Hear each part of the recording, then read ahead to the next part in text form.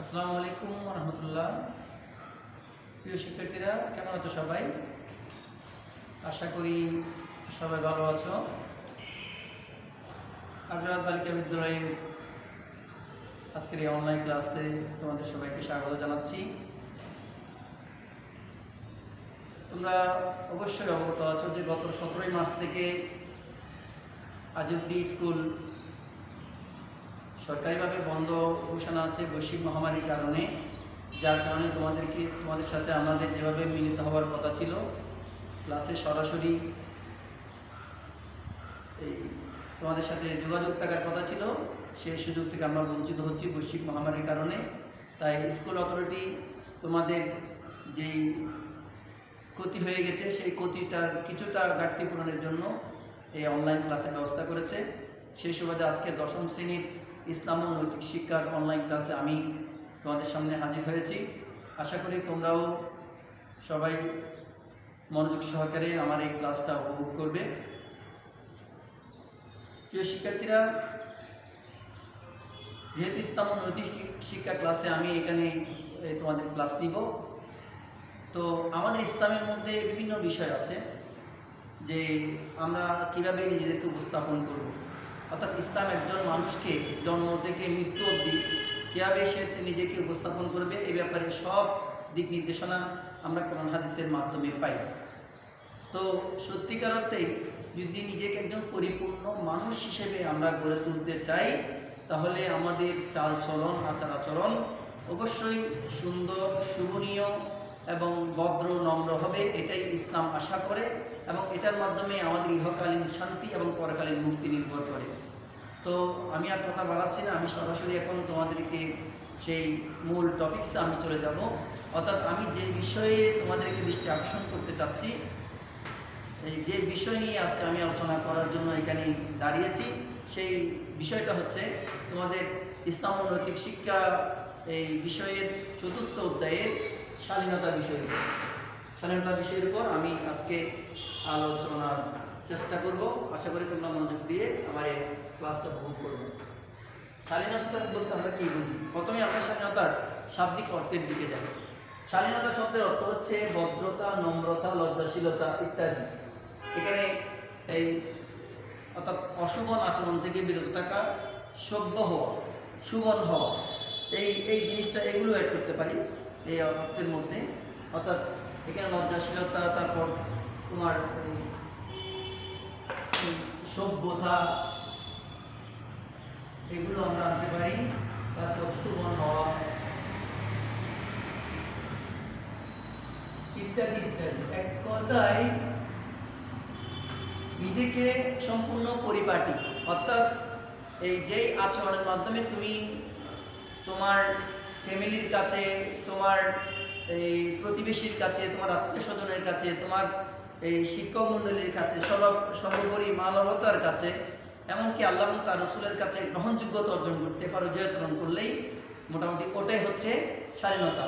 তো তারপরে এটা তো আমি বলেছি, এখন আমি সরাসরি এই শালীনতা বলতে কি বুঝি সেটা তোমাদের পাঠ্য বইয়ের আলোকে আমি একটু আলোচনায় যাচ্ছি। আমি ইতিমধ্যেই তোমাদের বুকটা সেই শালীনতার ডেফিনিশনটা একটু দেখিয়েছি। সেটা হচ্ছে ইসলামী নৈতিকতাকে ধারণ করে, তোমরা খেয়াল করো, ইসলামী নৈতিকতাকে ধারণ করে সব ধরনের অশোভন আচরণ ও অশ্লীলতা থেকে বিরত থেকে। অর্থাৎ আমি যদি আমাকে সভ্য হিসেবে প্রতিষ্ঠা করতে চাই, ভদ্র হিসেবে প্রতিষ্ঠা করতে চাই, তাহলে সর্বপ্রথম আমাদের নৈতিকতাকে ধারণ করতে হবে। সেই ইসলামী নৈতিকতাকে ধারণ করে সব ধরনের অশোভন আচরণ, অর্থাৎ আমার আচরণে কোনো ধরনের অশুভনতা প্রস্ফুটিত হতে পারবে না, কোনো ধরনের খারাপ দৃষ্টিভঙ্গি এটা প্রকাশ পাওয়া যাবে না। এই জন্য সুতরাং ইসলামী নৈতিকতাকে ধারণ করে সব ধরনের অশুভন আচরণ ও অশ্লীলতা থেকে বিরত থেকে আচার আচরণে, অর্থাৎ আমার আচার আচরণে সুবন হওয়া, মানে আমি সুবন পন্থা অবলম্বন করব এবং সর্বোপরি মার্জিত পন্থা অবলম্বন করাকে শালীনতা বলে। আবারও বলছি, ইসলামী নৈতিকতাকে ধারণ করে সব ধরনের অশুভন আচরণ এবং অশ্লীলতা থেকে বিরত থেকে আচার আচরণের মধ্যে আচার আচরণে সুবন হওয়া এবং মার্জিত পন্থা অবলম্বন করাকেই স্বাধীনতা বলে।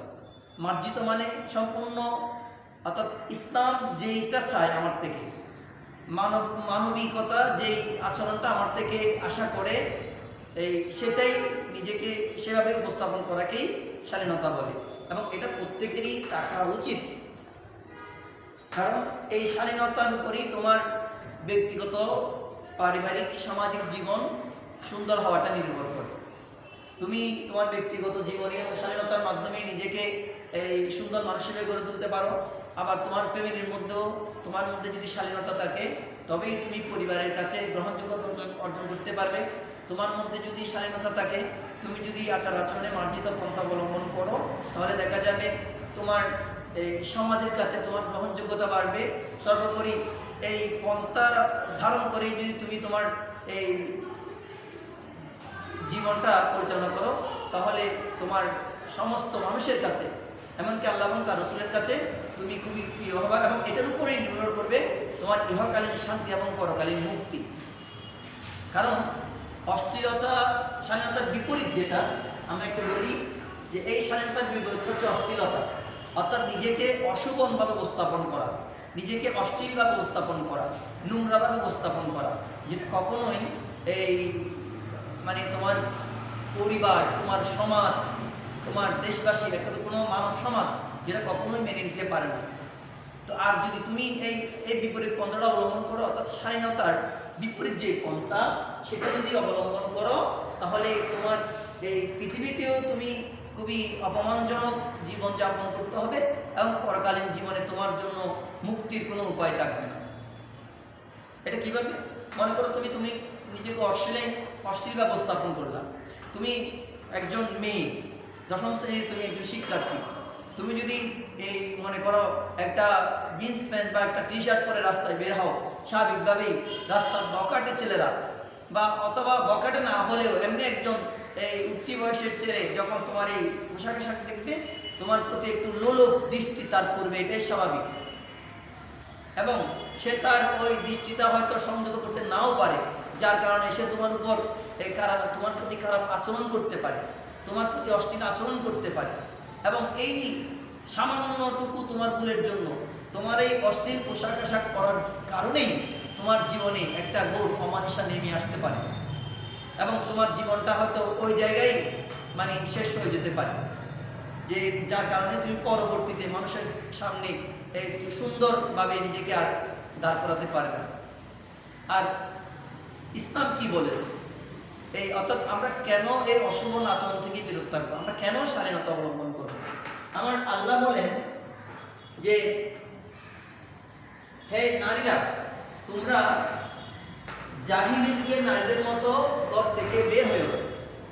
তার মানে জাহিলি যুগের নারীদের, আমরা জাহিলি যুগের দিকে তাকাই, জাহিলি যুগ বলা হয় আমার রসুলের পৃথিবীতে আগমনের পূর্ববর্তী সময়টা।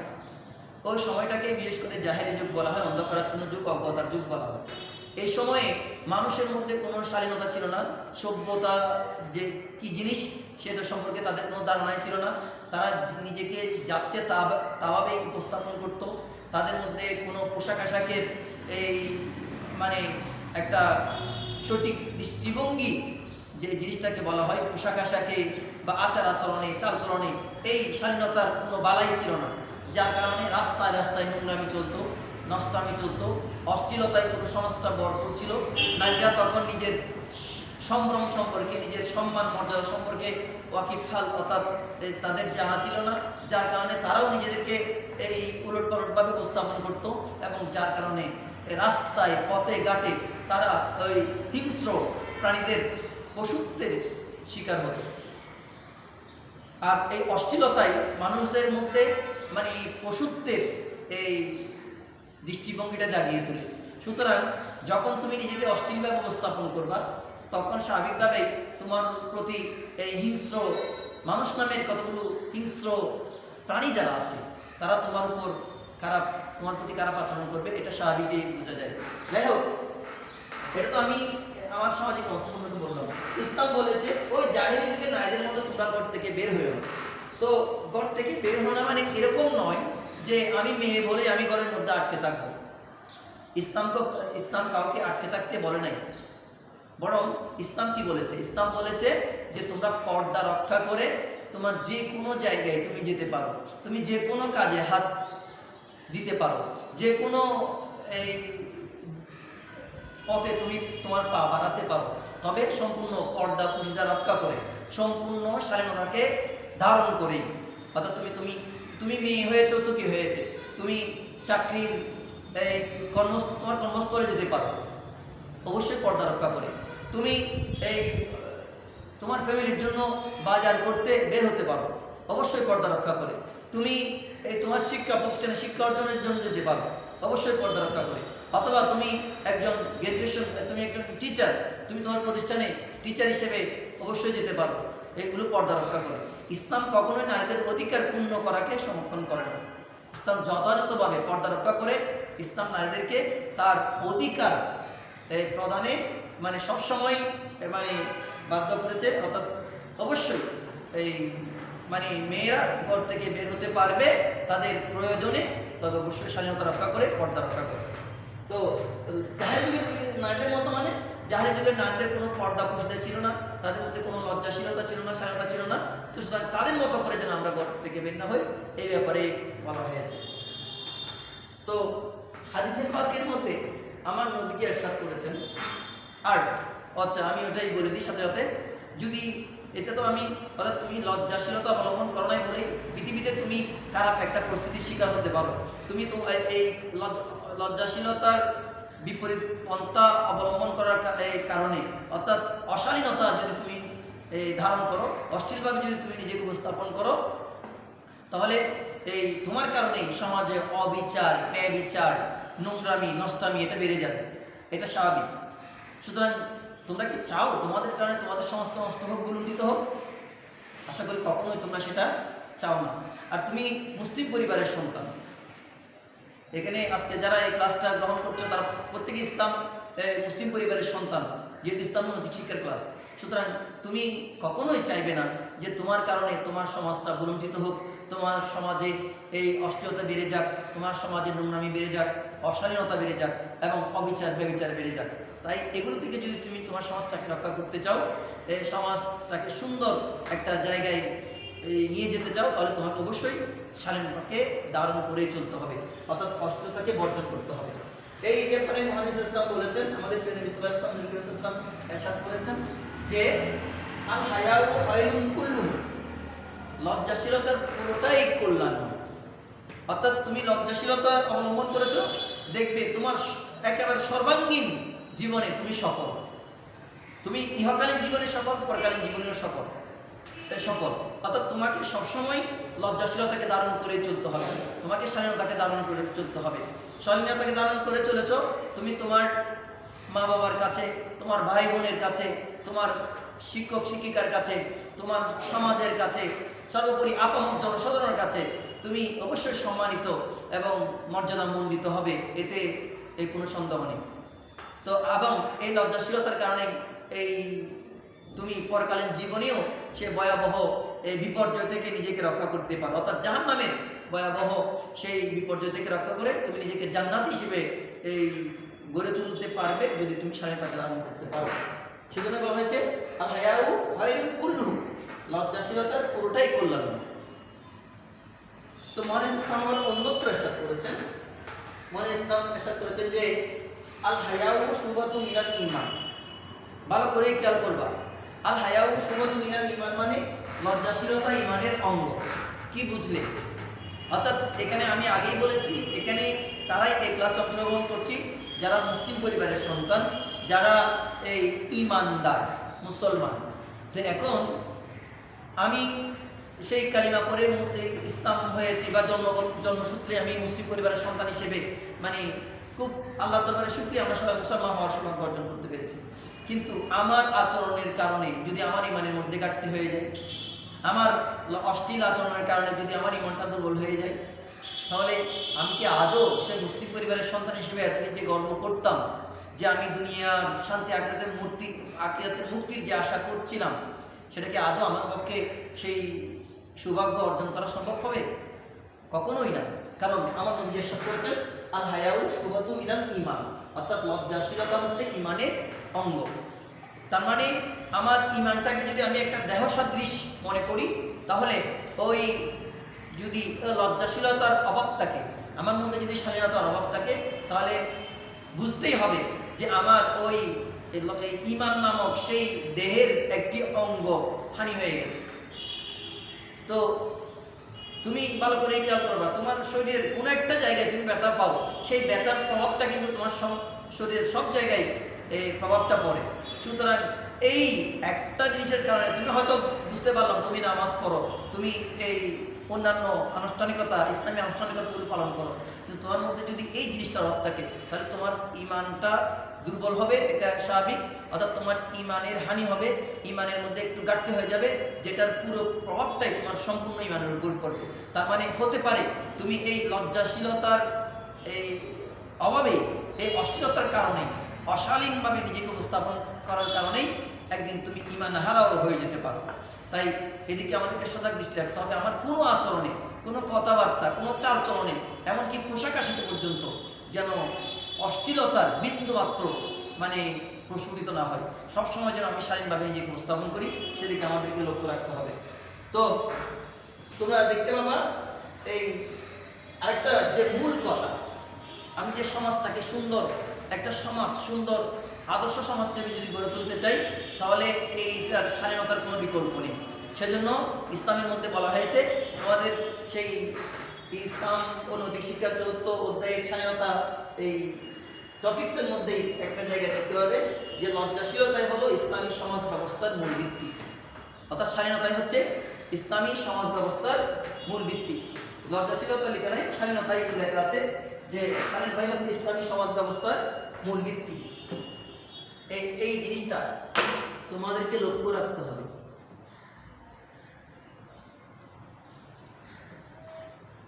স্বাধীনতাই হলো ইসলামী সমাজ ব্যবস্থার মূল ভিত্তি।